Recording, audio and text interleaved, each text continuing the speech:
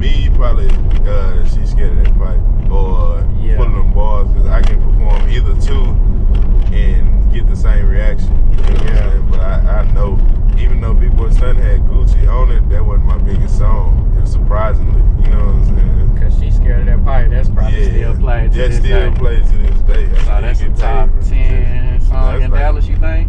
Top 20? You talking about like hit wise? Of all time. Dallas all time, probably top 5. Top 5? Yeah. So you got Southside the Realest. Yeah. That's number 1, probably. Yeah, Southside the Realest. Throw It Off, Club Rock. What's Throw It Off? Which one? That's Trail Lee, Prince Rick. Oh, Throw It Off. Yeah. I know what you're talking about, walking around the club. Yeah. That. You got a lot though, bro. You really can't say that. You got like Ice Cream Paint Pipe Job. is up there. Yeah, I don't think Ice Cream Paint Job is played like that today though. No, not today, but you talking about the status that it reached. Yeah, Scared of That Pipe is played today though. Yeah, still plays it today. That and Full of Them Bars. Yeah, Full of Them Bars. So, definitely got top 10 hits. 3 top 10 hits. So it was a little bit of break. What was the break? Because I don't feel like it was that long of a break, but it was a little bit of break between. That was definitely a break. I just quit, bro. Honestly, like everybody was like I heard a lot of stories and I read a lot of comments. People be like, "Oh, he had a band on him, or they blackballed him." There was none of that. Yeah. None of that. Like, bro, I was 19 years old, handling so much shit on my own. You know what I'm saying? Yeah, I just quit, bro. Like, you know what I'm saying? Like, only my real partner know why I really quit. You know what I'm saying? Like, the streets was making more money than I was at that time rapping. So I took that more serious than I did rapping. That was a big mistake. You know what I'm saying?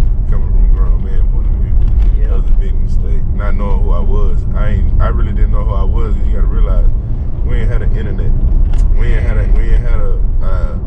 such a judgment of what you was by numbers and views and followers and shit. We didn't have none of that. You just kind of really went out where you went is what you got. You know what I'm saying? The action that you got. So I really didn't think much was of it. Shit, until I really like started going in public and can't walk in the mall, and then I was like, oh shit, like this what that is. Like, okay, bet. But by then it was too late for me because I really didn't give a shit about it. You know what I'm saying? Because back in the day, my open opinion and my open voice was looked down on. Yeah. The things that I rapped about, the things that I talked about was down on, but now it's glorified. Man. Like when I was talking about popping bars and my partner smoking juice and doing this and this and that, and we on bars and all that. Oh, he a drug addict. Nah, this is what I'm rapping about. It was down on. Oh, now it's perk that.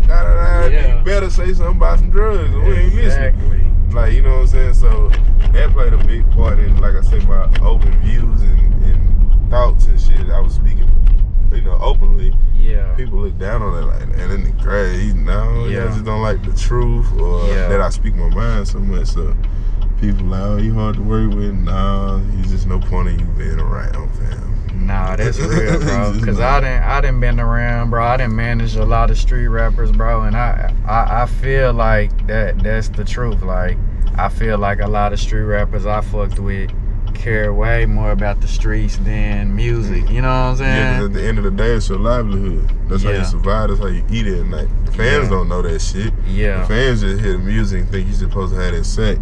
Nah, man.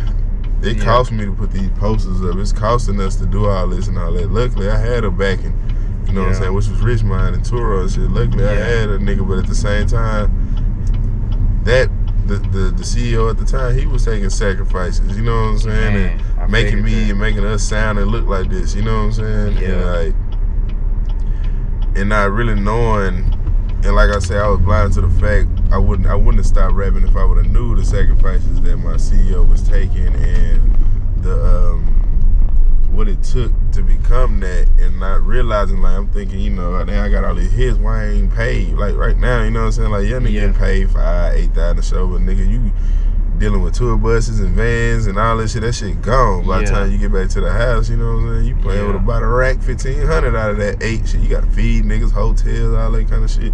You know what I'm saying? Not realizing you know, what it really took, you know, a couple more years, and nigga could have been, you know, them 8,000 could have been 20, 30, you know what I'm saying, for a show. If I would have kept going, but you know, I just let the hits ride out, honestly. I ain't make a song in years, but I was just riding the tour dates out, riding the hit out, you know what I'm saying, just letting it ride out, because I knew I didn't want to keep going with it at that time. And then legal situations and shit, you know what I'm saying, going to jail, all that kind of shit. All that played on the factor why I left, you know what I'm saying, why I quit doing it.